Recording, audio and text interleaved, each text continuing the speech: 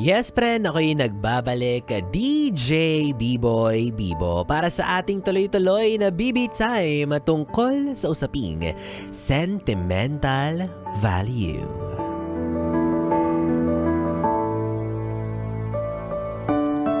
Yes, friend, ikaw ba? Ano yung bagay na itinatago-tago at iniingat-ingatan mo? Kailan mo siya sinimulang pahalagahan? Paano ito napasayo at sino ang naaalala mo sa bagay na to? Dami kong tanong, no? Gusto mo ulitin ko? Simple lang naman yan. For sure, lahat tayo may isang bagay na iniingat-ingatan. May isang bagay na kapag nakita natin ay talaga namang binabalik tayo sa ating nakaraan. At sigurado ako na may sagot ka sa lahat ng tanong ko kanina. Kasi sigurado ako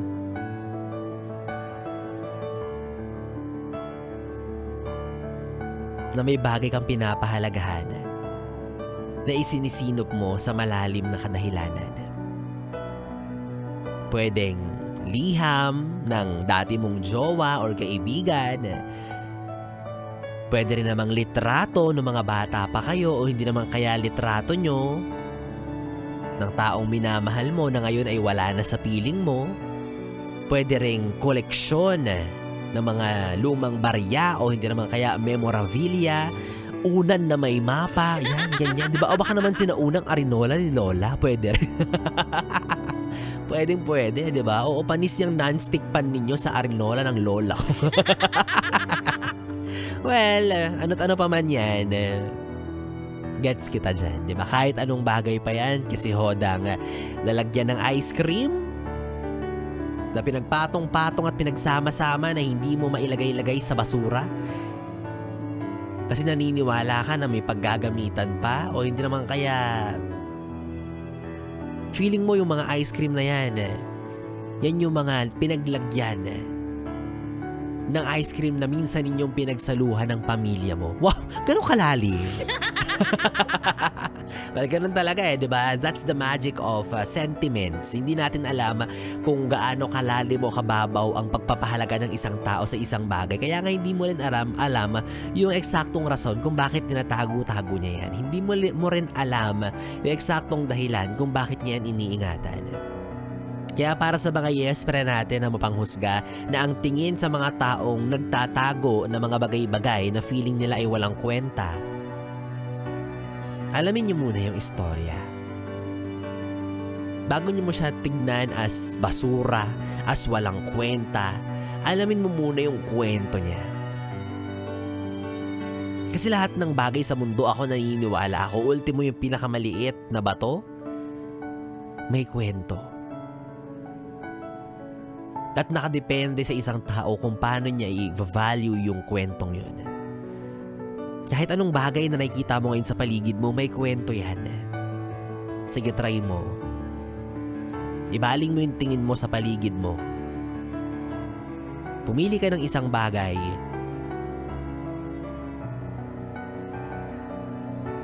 at alalahanin mo yung kwento.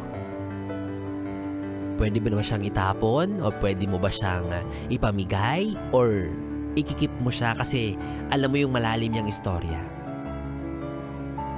So ganun din para sa mga taong nagsisinop, nagtatabi ng mga bagay-bagay na wala tayong pake, diba? Respeto natin sila kasi again, hindi lang yan bagay na ordinaryo. May kalakip yang malalim at mahalagang kwento. And besides, it's not the item itself. It's the history etched into it. Wow, wow, saan galing yun, D-boy? Oo, diba? Hindi lang yan yung bagay, kundi yung istorya at kwento, kasaysayan na nakaukit dyan. Yun. Kaya ikaw, kung may mga bagay kang itinuturing na may sentimental value, go! Pagkaingatan mo yan, wag kang burara, utang na loob naman. Di ba naman? Sabihin mo, mahalaga yan sa'yo. Sabihin mo, iniingat-ingatan mo to. Pero, bakit pakalat-kalat yan siya? Bakit nilalagay mo sa mga bagay or lugar na hindi mo agad nakikita or makikita ng iba at pwedeng ituring na basura? Diba? Yan ang sinasabi ko sa iyo. Burara ka kasi. Charot. O ika nga, sabi nga sa mga nakapaskil sa fast food chain, diba? Do not leave your valuables unattended. Ingatan mo yan. Kasi maaaring kahit gaano pa kalalim yung tingin mo sa bagay na yan, para sa iba, wala lang. Diba? Kaya ingatan mo, ikaw na mismo ang gumawa ng paraan kung paano mo siya mas pahalagahan, mas mapapatagal, diba? Mas maipapasa sa mga susunod na henerasyon mo. Ewan ko sa'yo kung ano ba yung tinatago-tago mo. Kasi maaaring para sa mata ng iba ito ay basura, pero alam ko para sa'yo may alaala ito na ayaw mong mabura sa iyong memorya. Kaya ngayon gets ko na, naiintindihan ko na kung bakit hindi mo ma-let go yung bikining itim ng iyong asawa. Kaya pala ayaw mong ipalaba kahit may mantsang pula. Charot.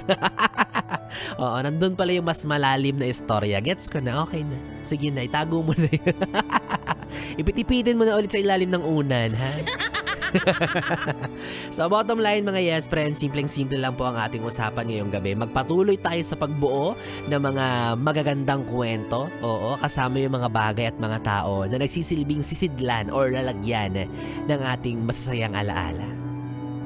Walang problema dyan.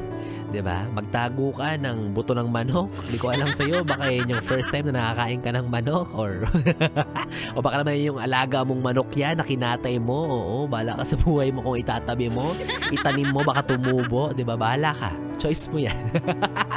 Walang basagan ng trip. And again, para sa mga yes friend natin, let's be mindful of the things of others, diba? Bahalagaan mo yung mga bagay sa paligid mo na akala mo walang kwenta. Hindi, baka may kwento yan, baka may halaga yan. Kaya ingatan mo rin. Huwag kang balasuba sa porket hindi mo gamit ng iba. Hindi ko naman gamit yan, yaman na tapo na yan, basura na yan, hindi ko na iniingatan. Huwag ganon. Diba? Kasi sabi ko sa'yo, iba ang sentimental value ng isang bagay na hindi mo alam wala ka kasing gano'n. Hindi ka kasi emo hindi ka kasi sentimental na tao. But for those who are keeping things alive, intact, or safe, go lang, okay lang yan. Para kang ako kasi ako naniniwala ako na may halaga rin talaga ang bawat bagay. Kaya kapag ako naging jowa mo, pag naghiwalay tayo, isa lang ang hiling ko. Akin na lang yung pustiso mo. Yes.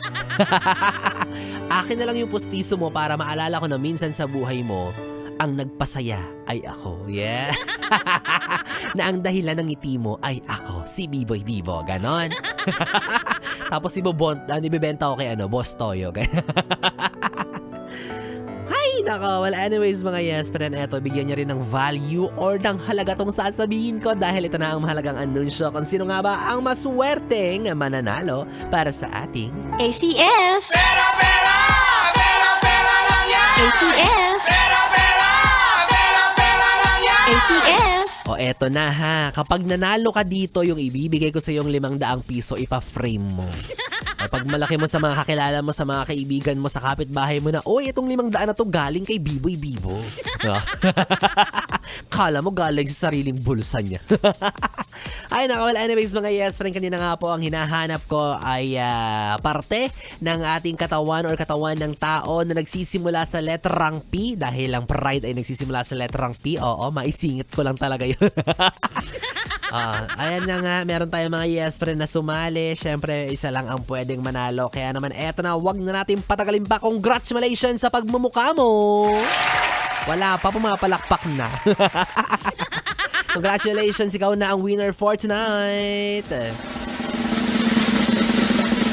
Eliza Koizumi. Ngayon ka pumalakpak. Yan. Eliza Koizumi, kung narinig mo to, ikaw ang winner ko for tonight. Ikaw ang mag-uuwi at makakatanggap ng 500 pesos. At ang kanyang entry na sinend sa akin ay letter P, as in hulaan niya ng P. May picture pa. Nakita ko ang cute-cute, singkit. Chinita yung ano niya, chinita yung pagka-send niya sa akin ng pinya. Letter P as in pisngi. Oo, chinita siya kasi siya ay feeling ko Japanese. O kasi yung pangalan niya, di ba, Elisa Koizumi. Oh, grabe naman.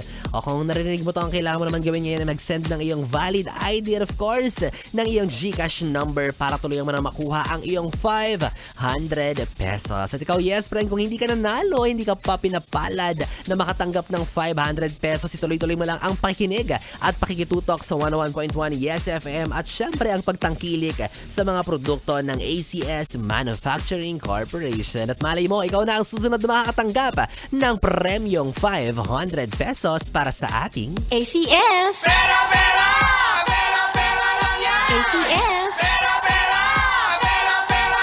ACS. Yes, pre! Nakapiling mo ang bibi mo sa radyo, ang DJ na mabilis bumayo. Ang dila sa mikropono. Ako po si DJ B-Boy. B-Boy, Bibo. Magkasama't magkarinigan tayong muli bukas na parehong oras dito lang sa istasyong No Problem. Ang 101.1 Yes FM. Solid. Good night, BB. Mwah, mwah. Oras natin, 11:39.